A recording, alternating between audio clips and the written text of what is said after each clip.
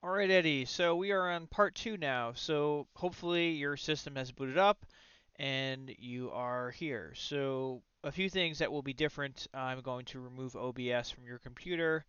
It's recording now, and I'm going to remove the grid and go, my setup shop here. So that will be different. Um, what else? So as soon as you get this thing booted up, a few things. You'll always want to make sure every so often you go to settings.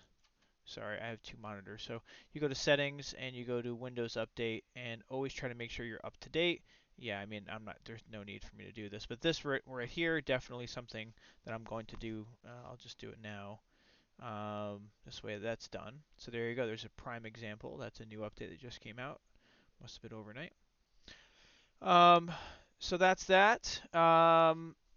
Now, I'm not sure what you're going to be running as your monitor when you're not using VR, but just make sure you have everything set up. You can click here and go to the Nvidia control panel here, and this is where you will set up what you're using for monitor. So I'm currently on this big monitor here, and I have a 1080 up top, but that may not be the case for you. Um, Always a good idea to go to change resolution to make sure that you are actually seeing the correct resolution that you should be seeing. So this monitor here is a 170 hertz, so that looks great, fantastic. If you ever need to check which drivers you're on, you go to the Home tab, and this will tell you what driver you're on. If you ever need to get a new driver, just go to Google Chrome and just start typing NVIDIA, and you will see eventually drivers.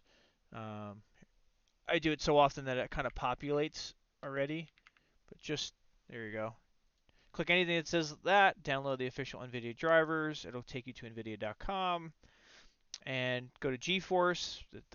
Go to 50 series, RTX 5080. Oh, sorry, 5080. Windows 11. That's the operating system you're on. You go to Find,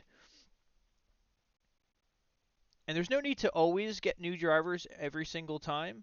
So, all right, just be aware of that. So you are on the latest. Okay, so that takes care of that. Make sure your sound source is correct. If you are using the Meta Quest 3, if I remember correctly, that handles sound as well too. But if you have some sort of speakers that you're working with, just make sure if the speakers are plugged into the back of the PC, which would have been highlighted in the previous video I sent you, speakers Realtek Audio will be those jacks at the back side of the PC. Um, there's other, like I have my headset here. I don't want everything to go through my headset, but if you have a headset, then maybe that's your desired audio source. Okay, so just be aware of that. That's how you change your desired. And you have to make sure that before you launch the sim, that this is set up. Okay, because otherwise you're going to throw everything off. iRacing won't know what your desired primary sound source is. Very important there. A few things that I've added to your PC. I've added Crew Chief for you. Crew Chief is basically a spotter setup here, and I have it set so that when it opens, it automatically minimizes. So I'm just gonna make it bigger. So basically, it's set on iRacing. These are the volumes. Turn down the backroom volume. It's totally useless. And this is the main volume of the spotter as Jim talks to you. And this is how you change the voice. I like Jim anyway. You just click Radio this. check. There you go, radio check. I have it set so that as soon as you launch iRacing, this will kind of turn on automatically. But you have to at least click this first so that at least it does its thing and it's woken up. Simhub, very important for controlling certain things. Like for instance, let's bring this down here. I have Simhub controlling my steering wheel. All right, so I have that here. Once you hook up whatever steering wheel and base you have, it's going to be different, obviously. So just do your research on what you have and how you are supposed to connect it to the PC. I use base shakers, so I have things turned on. These things will be blown out of here by the time you get it. But yeah, I use butt kickers, a plus and a pro, and then I select my desired outputs by toggling these things here. And the last thing that I control is my pedals. So I have the SimMagic P1000 haptic reactors on my Husenfeld pedal. So I select my desired effects there, and then I enable my profile. It's kind of similar to the way that you do with the base shakers. I'm kind of giving you a quick overview of things here. So This may or may not be relevant, but I at least want to tell you what they are. iOverlay, this is a program that gives you my wonderful overlays that you probably have seen in my video that shows, like, and I have it set so that in this corner here, it shows me the overall standings, and then on the right, it was showing like relative time for the cars in front and cars behind. So I have a pro subscription, not enabled on your PC, so if you want to subscribe to it, I definitely recommend iOverlay. It's a fantastic overlay. This isn't sponsored or anything. I'm not sponsored by them, but I do like them. Trading Paints is a program that basically allows you to load up your your specific like painted cars into iRacing.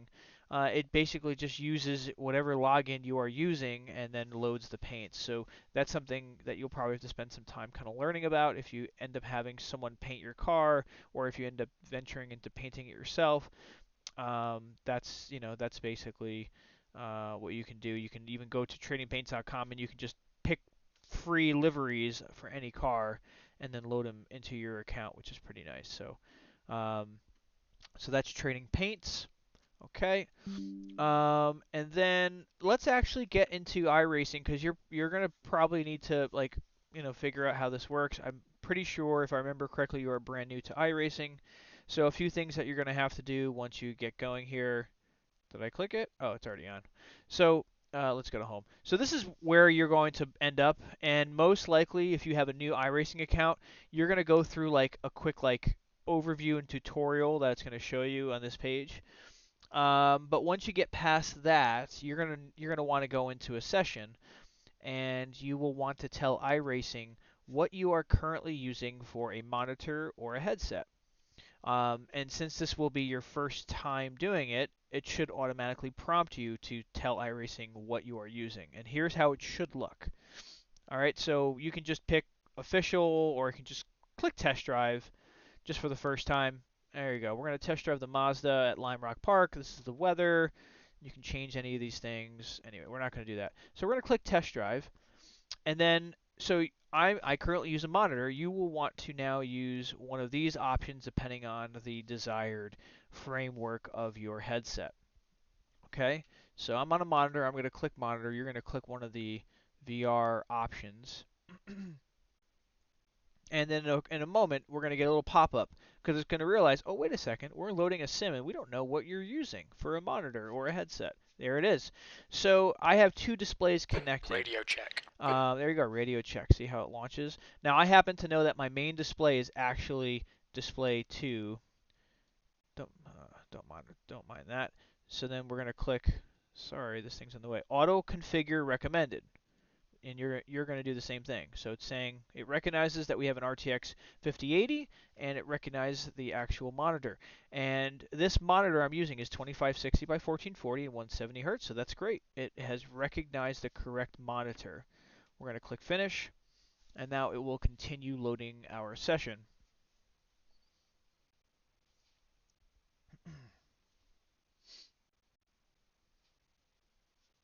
And I'm doing all this in real time just so you get an understanding on just how long things take, etc.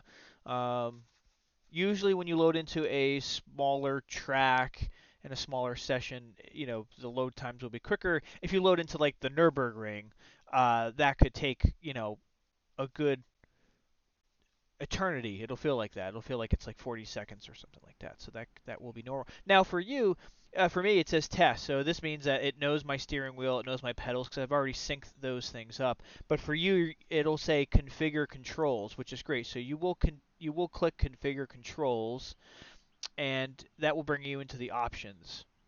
So the first thing that should pop up, it should just automatically load the wizard that will basically allow you to calibrate these things. So the first thing, it's going to ask you to turn the wheel fully one way. So I'm turning this all the way to the left. It stops. I go all the way to the right. It stops. And then you want to return this until you get to like perfect dead center. I'm looking for 50 and 0 for the raw input. There you go.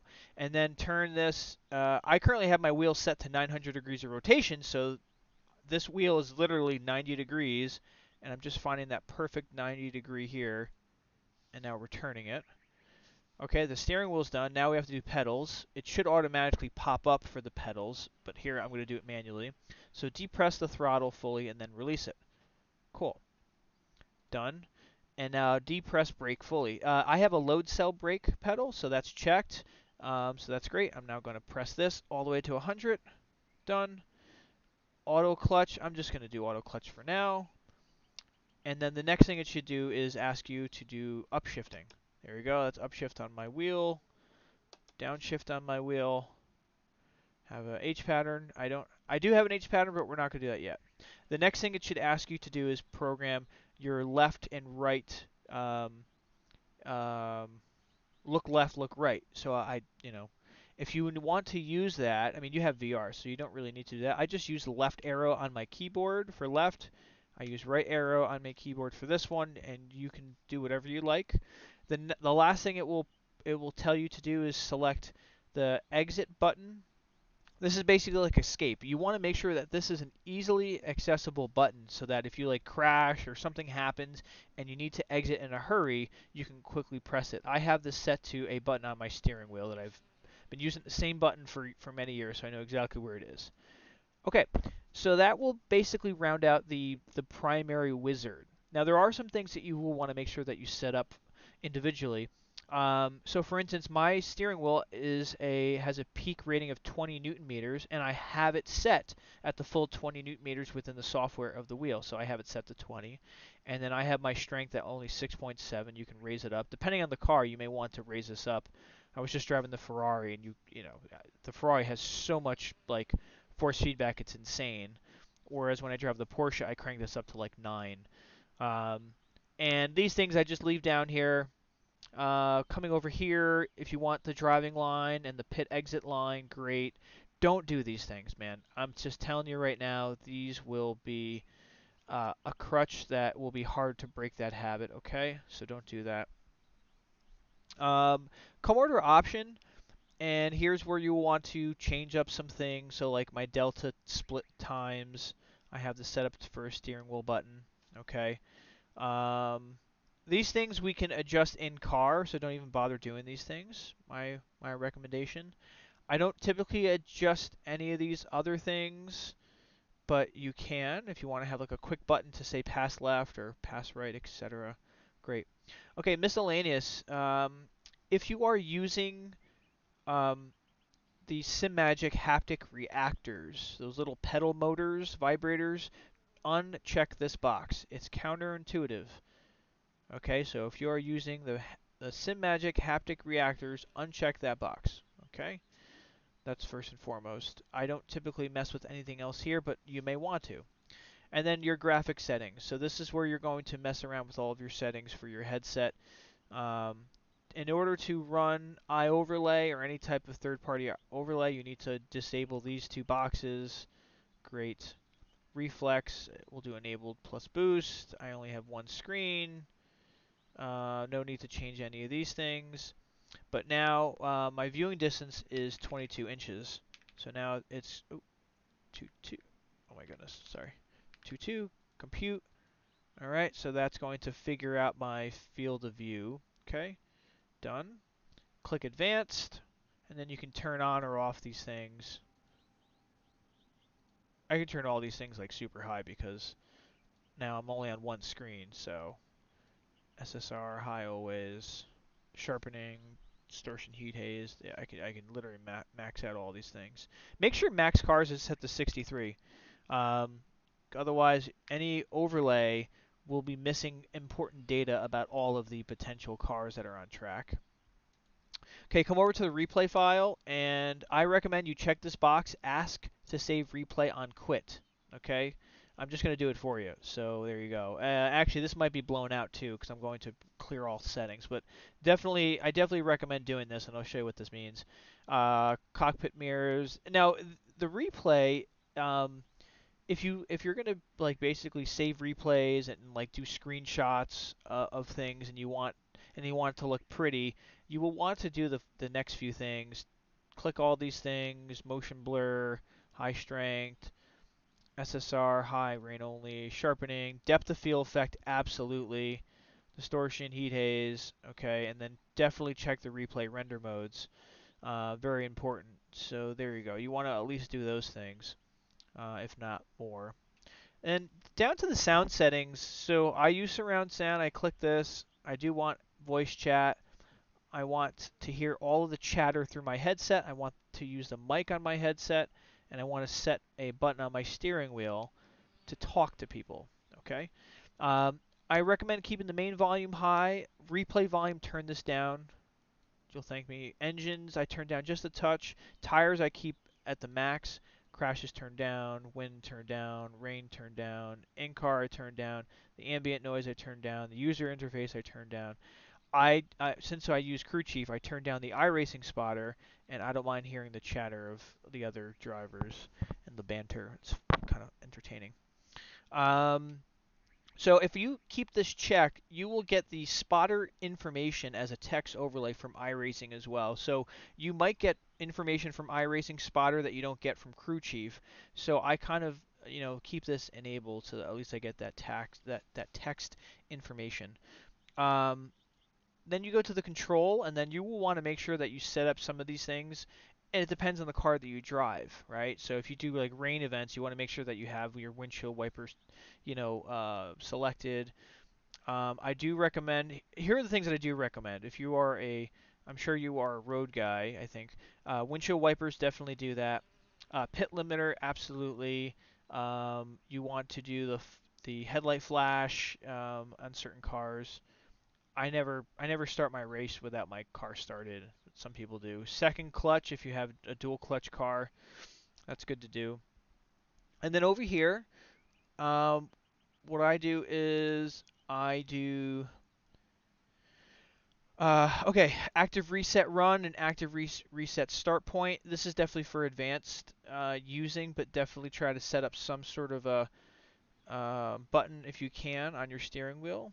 This is how you can really learn a track in a hurry, these two options. Damage report, I definitely recommend having some sort of button you can press so that you can, the iRacing spotter will tell you how bad your car is, and then if you do rain events, having a weather button would be great. Definitely have yourself a next black box button assigned, okay? Next and previous is my recommendation. I don't. These are just automatically populated. Automatic populated. Blah blah blah. And then where is it? There's traction control. There's ABS. So you may want to adjust brake biased. You can change those things as well too. So that's that. All right. So now let's go out on track. We've set everything up. All right. So once you're here, uh, you'll notice that I have this is my delta times, okay? So this is going to show me my reference information, and it's going to put a reference car like a ghost car. If I now hit the button that I selected as my delta, it'll go through the different options: all-time optimal sector, comparison lap, comparison sector, yada yada yada. And you can do this on the fly, right? So if you don't want nothing, you just keep pressing it until it's gone, like that. Okay. And then down here, now this is your black box. So now the buttons that I have assigned to the black box, I'm rolling up through the different options, and I'm rolling back down through the different options. And then there's one here that has graphics adjustment. So if you want to adjust your side mirror tilting and your virtual mirror field of view, that's this mirror up here, and your driving field of view, okay? And then you can also shift your horizon based on your eyesight here. Okay, and you can adjust your driver height, and then you can also do your force feedback from here. Now, if you want to move these things, or these things, or these things, what you do is on your keyboard you press Alt K, and now everything is green, and you can now move things to where you want it. Like you'll notice that when I race, I always have this right here so that I can really see what type of percentage I am at for my brake and throttle. All right, don't need to see that. All right, maybe you move this here, maybe you move this down, yada, yada, yada. And Alt-K locks it in place. All right, so now we're going to... Pit lane speed limit is 35 miles per track. hour. Okay, so I can see all my brake inputs and stuff like that. And then I can I'm cycling through my delta times. Okay. All right, and now guess what? You're racing. So that's basically iRacing in a nutshell on getting started. Oh yeah, wow, this force feedback is very light, so I will need to turn this up. But yeah, that's pretty much it. Yeah. What else could I tell you? I think that's pretty much going to be it for the basics. I don't want to overwhelm you with a 30-minute video here. So definitely take some time, really learn the sim, really learn what's going on, and you'll have the best experience when you take a little bit more time understanding how things work. This way you can get the best use out of things. So you can change the camera view and stuff like that, which is pretty cool. When you're doing this, you can also hit um, Control F12, and you will expose this here. And now you can do things like that and change your perspective, which is pretty cool. So you can change that, change your depth of field, your aperture. So it makes things kind of blurry, which is pretty awesome. So now you can take different screenshots and things of that nature. So, all right, cool. Control F12 gets rid of it. And that's going to be it. So, so remember I told you when we checked this box for replays, ask to save replay on quit. This is helpful because sometimes you may like quit a race and then like as you're quitting you realize, shit, I wish I would have. Oh shoot, sorry. You wish you would have saved the replay. This automatically now pops up, and it will automatically store the replays in a file. So you click save, and now the replay has been saved. All right, so that's how that works. I'm now going to wipe out your settings by going to Folder, Documents, iRacing, and the app ini file. Just gonna copy this, backspace it, file save. Yeah, it was there already. Then I could do the render. This is the thing that pops up to do the auto config.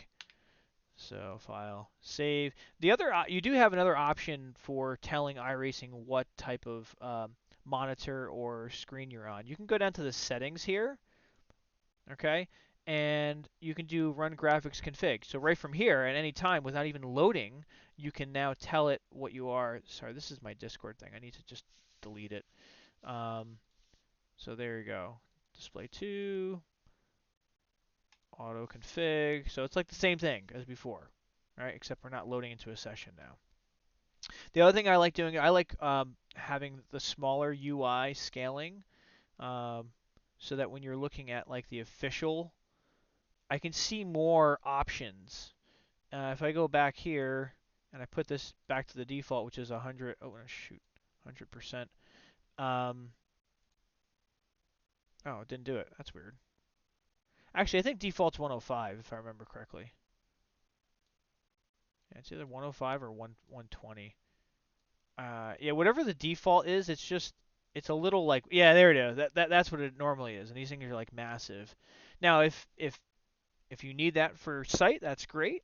A lot of people like to lower this though to 95. So it's up to you. Anyway, so that's where you can find that.